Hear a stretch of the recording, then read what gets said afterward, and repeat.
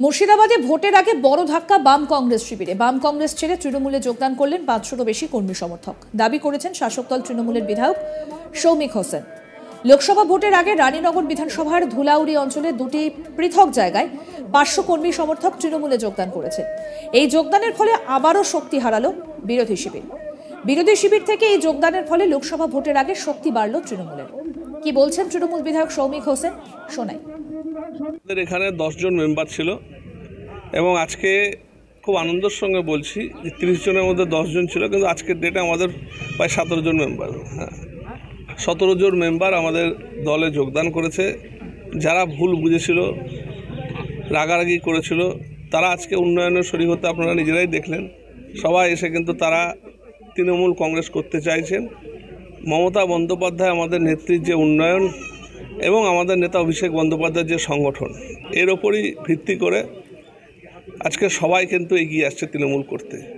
এবং এখানকার আমাদের জেলা পরিষদের মেম্বার, সকলের প্রিয় ডোমকলের গর্ব আমাদের তজিমউদ্দিন খান, তার নেতৃত্বে, এবং সাফু মোল্লা আছে আমাদের অঞ্চলের সভাপতি, এবং আরও আমাদের যারা নেতৃত্ব আছে সকলকে নিয়ে, এখানে ব্যক্তি কেউ একা না, সকলে মিলে আমরা, আমাদের প্রাক্তন প্রধান আছে আসাদুল আছে, আমাদের বকুল আছে, আঞ্জারুল আছে, আমাদের বিদ্যুৎ কর্মাধ্যক্ষ আছে, এবং যারা আজকে নতুন এসছে, সবাই মিলে আমরা লোকসভায় এই অঞ্চল থেকে আমাদের লক্ষ্য আছে 12,000 লোক লিড যাতে তৃণমূল কংগ্রেস পায়, সেই চেষ্টা আমরা কিন্তু অনেক দিন আগে থেকে করছি। আমরা ভোটের রাজনীতি করি না, আমরা 12 মাস মানুষের সঙ্গে থাকি, মানুষের পাশে থাকি, এবং মানুষ যাতে ভালো থাকে সেই কাজগুলো আমরা করি। এবং এখানকার বিধায়ক আগে যিনি ছিলেন, তিনি 10-12 বছরে 10 দিনও আসেনি, আর আমরা বলতে পারি এই আর 2.5 বছরে কম করে 200 বার আমরা এই ধুলাউড়ি অঞ্চলে এসেছি। আমাদের জেলা পরিষদের মেম্বার, সেও পাই প্রতিদিনই এখানে আসেন। অঞ্চল সভাপতি আমাদের খুব ভালো লোক, সকল নেতৃত্ব আসাদুল থেকে শুরু করে সবাই মিলে আমরা কিন্তু একসাথে চাইছি যে তৃণমূল কংগ্রেস এমন একটা লিড দিবে যেটা সাব ডিভিশনের, ডোমকল সাব ডিভিশনের সবাই দেখবে না ধুলাউড়ি অঞ্চল সাব ডিভিশনের মধ্যে সবচেয়ে বেশি লিড দিয়েছে। তৃণমূলে যোগদানকারী অনুপ কুমার হালদার, তার বক্তব্য এবার শোনাবো। আজকে মাননীয় বিধায়ক সৌমিক হোসেনের হাত ধরে যোগদান হলো। তাতে বিগত 1 মাস আগে আমাদের 3 মেম্বার যোগদান করেছিল, এবং আজকে কর্মী সমর্থক নিয়ে আমরা পুনরায় 3 মেম্বার প্রায় 500 লোক নিয়ে যোগদান করলাম। আমাদের প্রতিনিধি গোপাল ঠাকুর কি প্রতিবেদন তুলে ধরলেন, আসুন শুনে।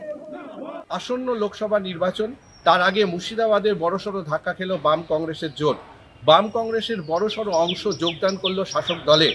মুর্শিদাবাদের রানীনগরের বিধায়ক সৌমিক হোসেনের হাত ধরে গতকাল সন্ধ্যায় ডোমকল ব্লকের ধুলাউড়ি পঞ্চায়েতের দুটি পৃথক বুথ থেকে প্রায় 500 জন কংগ্রেস এবং বাম সমর্থক এবং কর্মীরা যোগদান করেন তৃণমূল কংগ্রেসে।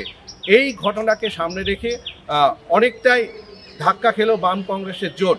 পাশাপাশি এই প্রসঙ্গে একটি কথা বলে রাখা দরকার, গত পঞ্চায়েত নির্বাচনে সবচেয়ে ভালো ফলপ্রসূ করেছিল এই রানীনগর পঞ্চায়েত এলাকা, যেখানে দেখা গেছে যে সাগরদিঘি বিধানসভা নির্বাচনের পর যে মডেল তৈরি হয়েছিল বাম কংগ্রেসের জোটকে ঘিরে, সেই মডেল একাধিক শাসক দলের যে আক্রমণ এবং শাসক দলের বিরুদ্ধে প্রতিরোধ গড়ে তুলতে সক্ষম হয়েছিল এই রানীনগর অঞ্চল।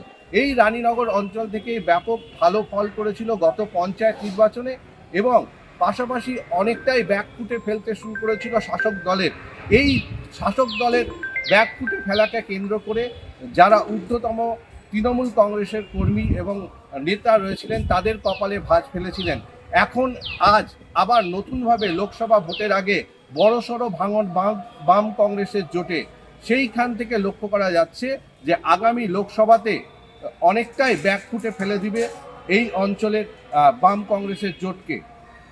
পাশাপাশি এই দিন সৌমিক হোসেন বলেন যে মমতা ব্যানার্জির উন্নয়ন এবং অভিষেক ব্যানার্জির যে কর্মসূচি রয়েছে এবং যে উন্নয়ন রয়েছে, সেই উন্নয়নকে সামনে রেখেই বিভিন্ন দল থেকে তারা তৃণমূল কংগ্রেসে আসছেন, এবং এই রানীনগর বিধানসভা এবং এই ধুলাউড়ি অঞ্চল থেকে প্রায় 12,000 ভোটে লিড দেবেন লোকসভায় বলে তিনি জানিয়েছেন।